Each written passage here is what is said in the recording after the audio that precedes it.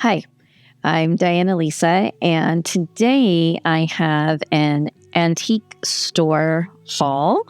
I went to the antique store last Monday and Tuesday with my daughter and her girlfriend. I went down to Temecula, where they live, and that's about 45 minutes away from me, and spent the day there. My son joined us for brunch. And so it was a very nice day. But I went to an antique store and I went in thinking, wouldn't it be cool if I could find some things I could use with my art or to do art? Anyways, let's just get to the haul. Okay. So the first thing I found was these awesome books. They're published by Walter T. Foster. And actually, to be honest, the first day of this hunt, because it was a 2-day hunt, I didn't mean for it to be 2 days. It just ended up that way. I found this one, and I was very happy to find this one. How Robert Wood paints landscapes and seascapes. And so you can't hear it. Maybe if I get it closer to the microphone, you can hear the newsprinty of it. Let's get this stuff out of the way. And this mouse is not dirty because I have dirty hands. It's from grabbing it when I have pastel or paint or something else on my hands where I'm changing the screen, like during a Zoom session, drawing session. Just wanted to put that out there. But anyway, these, so they're newsprint books, but they have all these like directions. Like it actually lists like the colors. So it's listing like the colors to use, and then it's got this big long arrow of where he put them. So I think what they used to do is actually sell prints of these. I just saw that in another book that I'll show you. But I thought it was so cool. So this one is actually a spot in Texas, the bend in Guadalupe River. And I just thought it was so nice. So the instructions here on the top, he tells you to zoom in. Think and study your subject before putting your simple sketch on the canvas. So he's telling you that this is the lead pencil, and then a cobalt blue outline, then blue and red, and then start with the colors. I just thought it was so cool. I thought I'm going to like follow these. So anyways, this one is, let's see, that one was rocks. Sometimes it tells you. And then we've got all these little pen and ink sketch examples. And I thought I just love the layout. And the same thing. So you've got the colors and you've got where they're being placed. This is Carmel by the Sea. That's here in California. This is Laguna Beach. And then again, all this on trees, various tree silhouettes. I just thought it's such a great instructional book. And then this one used pencil, charcoal, and brush. This is, I think, for oil painting. And some of these refer mainly to oil painting, and that's fine. But the same concepts can still be applied to watercolor and acrylic with modifications, of course. I just think these are just so cool. I mean, just to look at them.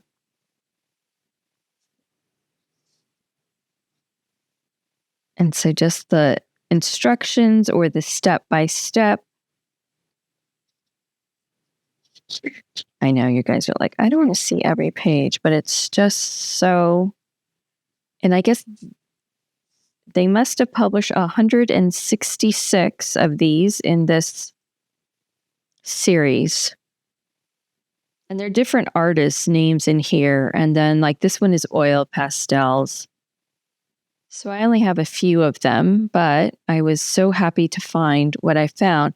And actually, the first day, I found this one.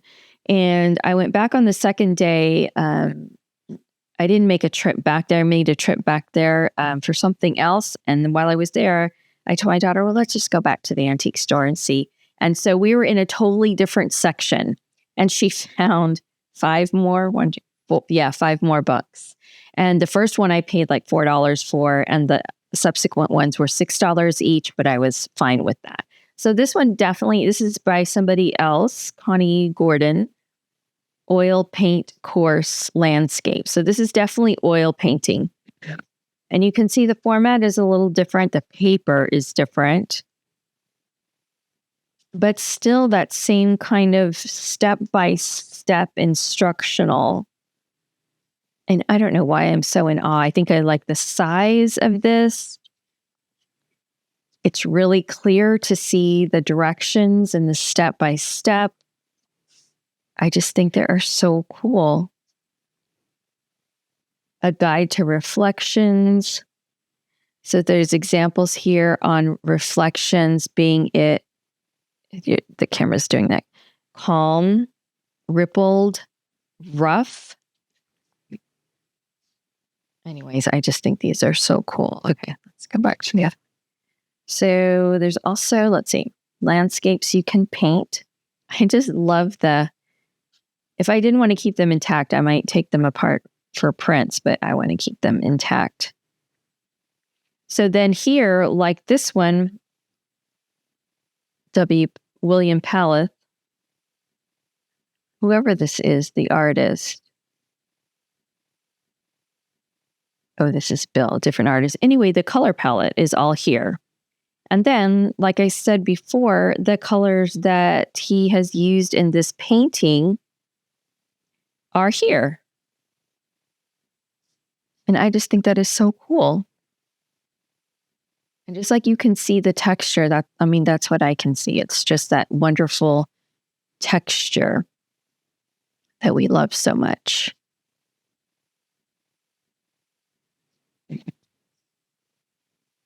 I love this one. And he's got the different tones of deep and warm, cool and gray.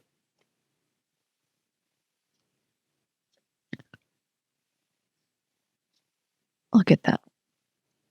I'm skipping pages. Reflections of summer, the same scene in autumn. And then, of course, the colors are listed. So I'm definitely going to try this. And then make a video about it.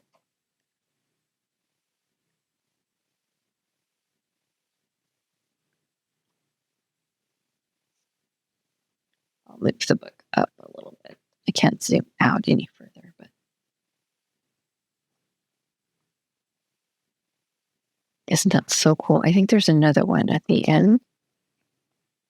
No, maybe not.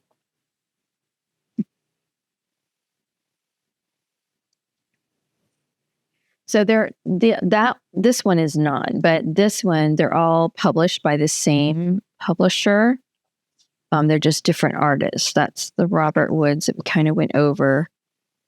This one, I don't know if that's the same one. Oh yeah, same. Walter Foster, but this one is oil painting specifically. And I've never dabbled in oil paintings. I don't have a desire to do that, but I do appreciate learning to paint with oil colors on the Permanent Pigments Color Mixing Guide. There's no mixing guide in here. Look at that. Oh my gosh. I love this one. Look at this. Not impressed. Oh, I was like not impressed with the still lifes. Not impressed. It is gorgeous. Not my thing. But then when I flip it over to the eggs, then I'm like, oh, I really like that one. It's just the muted colors that I like. Oh, yes. Look at that. Oh, the clouds. Look at all the clouds. I need this for all the landscape. Oh, look at that. Yeah. Okay, let's go through a couple more. Well, I only have 4. Painting the Four Seasons by Carl Stricker. Again, same publisher. But I'll just flip through these quickly and not so oohing and eyeing. It's just the layout. I love the layout. I'm very visual. Aren't most artists, though? Why is that unique to you? It's not unique to me.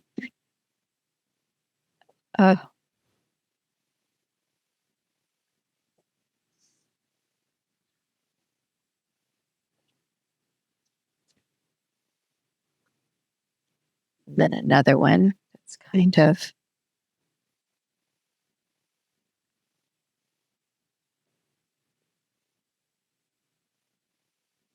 amazing. Okay, I think this is the last one, but I think I didn't really pay attention, although I should have, because the numbers are the same. The titles are the same, but the covers are not the same and the prices are not the same. So, and it has another artist in here. So I think this one is just like maybe an expanded version of this one. Maybe it just has a few things in it. At first I thought, oh, you wasted a few more dollars on it, but no, it's fine. This one actually, includes prints. It says you can print from, but as you can see, you could order a 24 by 36 for $12.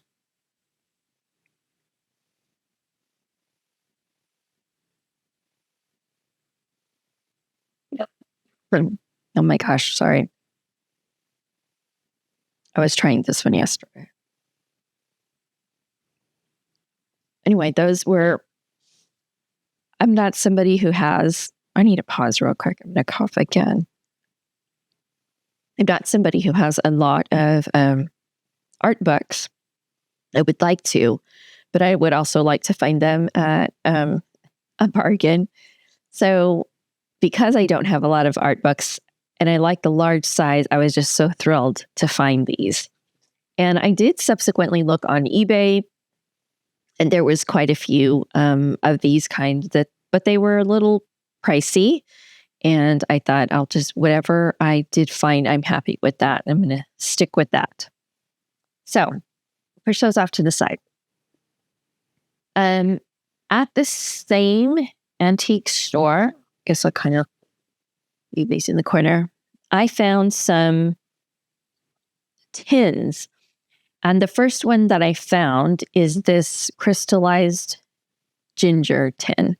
And so it was already pretty cleaned up. I think I paid about $8 or $12 for this one, maybe 12. I don't think it was 8. And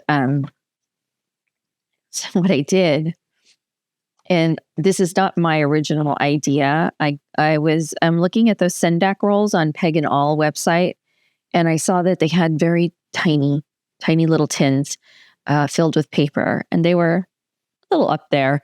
So I thought, oh, this was like on a Sunday. I was like, I'm going to the antique store tomorrow. I wonder if I could find some tins. Yes, I found some. So then I came home and I cut paper. Now on my cutter, I can cut a few at a time, but I had to punch the little corners one by one. So it took a while. So as you can see, I kind of gave up and I haven't filled it yet. There's still plenty of room, but I thought it would be so fun sometimes. So maybe I could combine like grabbing one of these and grabbing the book and trying to do a practice landscape on it. I don't know, but I loved that idea. So then, of course, I wasn't going to let it go. And so I kept scouring. I went to the front and asked this one is $12. Asked them if they'd seen any, and they said, I had to like come look. And so I scoured looking in all the little displays, and I found this one, which wasn't the same easy concept as this one, but it still worked nonetheless. So this one I had a little bit more energy, and it's almost full. But as you can see, my cuts were not, you can see that, not even. Didn't get it right. There you go. That's a better shot all the time. But it still serves its purpose. And this is just Arteza watercolor paper that came in the spiral. It does say 300 GSM. It's not the best, but it will be fine for this. But I just loved it. So, and then I found this one. And this one was a little more. This one was like $20. And I thought, I like the size. I didn't care for the decoration or the aesthetic. I much rather prefer something like this or this. So I passed it up. And then the second day when I went back to look for more books, and my daughter found these, this was still there. And so I got it. I did do a little short video on it because it was full of nail. It was a nail tin. So it had like cuticle cream and some other kind of nail cream and powder. And it was a little gross. So I cleaned all that out, took it out, and then filled it up. Now, these are more of the size that I had envisioned in my head when I was thinking about it. And so these are more of a postcard size. But again, I had to edge them all individually. But I got a pretty good stack started here. So I'm happy with that. And they fit. And I'll show maybe an office studio tour later and show you where I keep these, but I was really happy with them. Very happy.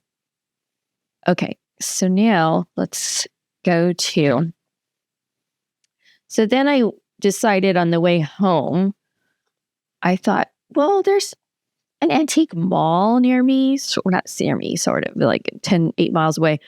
And I thought those are always expensive. So I didn't really want to go, but I thought, we'll just look.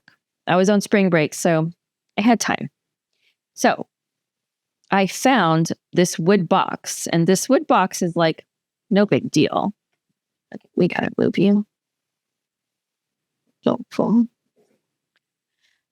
So, but I cleaned it up, and I think it was a jewelry box. So you can see it's just kind of like oak. It's not my favorite finish either. So what I did, it had a chain here and it was holding it to, like I could only open it this far. And I was like, that's not going to work. So I need to get a longer chain because I don't want it to completely flop. But I think it's a jewelry box because this slides. And so what I did was I put watercolor in here. And these are just a few. And I did do a little short video on these. This is my only Daniel Smith colors that I own at present. And I would like to grow the collection a little bit. And so some of them I grew with the tiny sizes. So I put the large ones there. And for now, the minis go in here. And as my collection grows, I can slide this aside. But I thought the watercolors are pretty special to me, probably because of the price as well. But I thought, well, they deserve a little special place. So that was all cleaned up. And that's where these guys are going to live. And I can show you again in another video, like where they live here in the office. Okay. And then the last thing that I got was that same like morning when I said it'd be nice to find like an antique art supply that I could actually use. So dun, dun, dun. When I looked and I found this box, I didn't see this. And then I looked again. So you're like, well, what is it? Let me get closer. So they are Artist Soft Pastels. It says it contains 20 sticks. It doesn't. You'll see when I open it up. So it's a little marked up, but I did sand it a tiny bit because it was really marked up and cleaned it up a little bit as much as I could. I didn't want to take everything off, but now these I can tell they're all. So anyways, here's the cover. American Artist, Colorworks Brooklyn, Sargent Artist Soft Pastels. So I know that these are not probably what we would call artist grade, but I just thought it was the coolest thing. And I had just bought some soft pastels, some little packets in LEA. And I thought, oh my gosh, this is awesome. So just by looking at them, I'm like, oh, they're so nice, the colors. But of course, it's not full. I think it has 17 and not 20, but that is okay. So what I thought I would do is go ahead and I took one of my little cards from the stack and made a very uneven lined, not spaced apart swatch sheet. And I thought I would swatch these real quick just to show you what they're like. I think I had them in order when I cleaned them up. I'm already getting dirty. That's okay. So let's do this. Take a drink.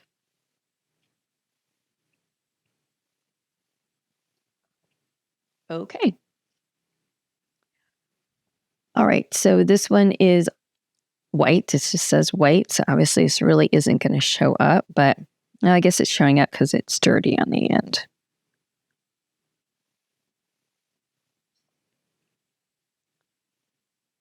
So we'll just write it. No, I was like, do I need to zoom in? No, I think I'm pretty close. Okay. The next one just says, alizarin crimson. That's what it says. You can't really, they're really faded out. That's a better view. And maybe you smush out your soft pastels with a brush or a sponge. I'm just using my finger right now, but that's not going to work because then I won't be able to do the rest. Okay, so this is it alizarin or alizarin? Alizarin. Okay. Okay, so this is alizarin crimson. The next one is spectral red. Cool. Ooh, that's kind of nice. They're very kind of rough, not smooth. Yeah, nothing like Sennelier, but I could also swatch those. Spectral red. Okay.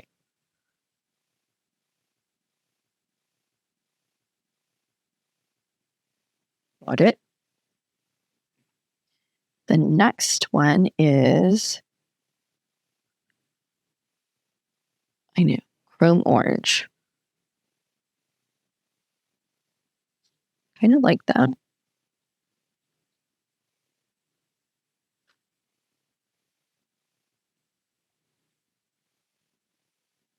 And this one is brilliant orange.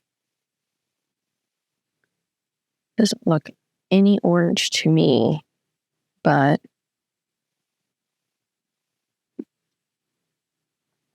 that's fine.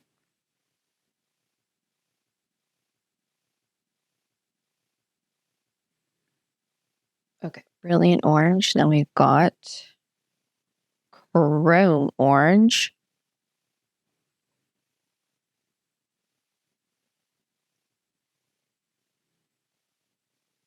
They're very dusty.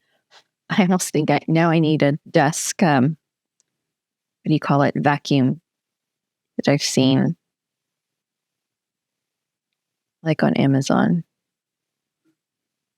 It's like, who needs that? Just wipe your desk. But now I need it. Okay, this is yellow ochre light. I actually do like that very much. Of course, I like the mutest of the mutest colors. Yellow ochre light.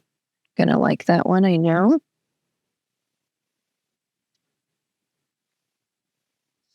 Yeah, they're really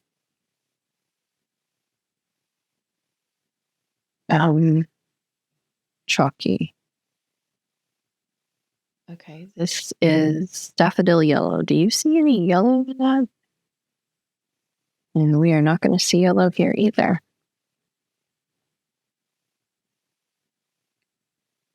So you see how my hands are getting so dirty, and what happens is then I have to touch my mouse for whatever change, and it gets all dirty. Okay, and this is Prussian blue. I like that very much. For skies.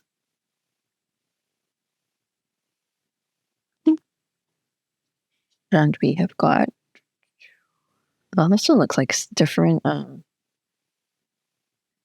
paper. See, like even this one, see the difference?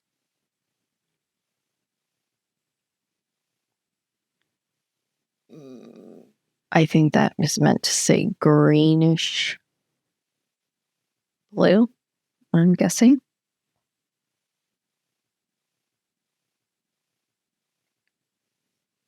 It's okay, color. I don't know if I agree with the color name. And this is violet. I do like that. I do like that a lot.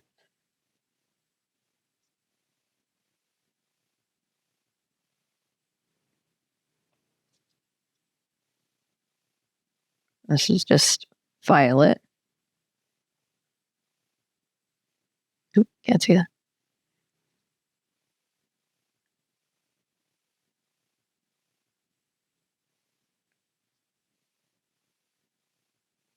Okay, and the next one is I don't know.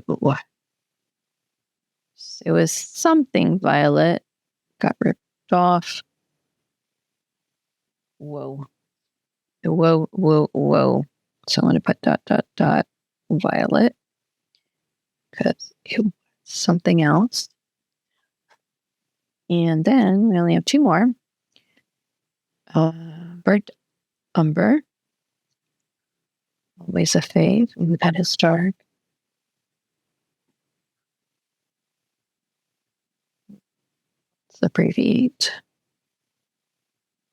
And last one.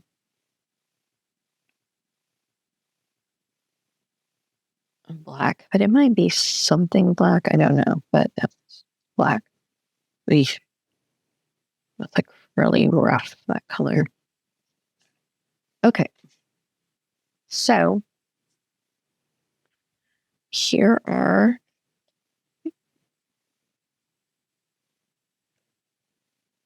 the antique Sargent pastels. I want to say they're from the 50s or 60s, but maybe they're probably from the 70s, could even be the early 80s. I looked it up, but I think I couldn't really find anything definitive, but I didn't look that long. So, but those are super cute, and I am going to use them, and I like the box a heck of a whole lot. So that is my little antique haul. I should do one of those paintings from the book, but I think I'll just do those in a separate video and upload it or make it part 2 of this one. So thank you so much for watching, and I'll see you soon. Bye-bye.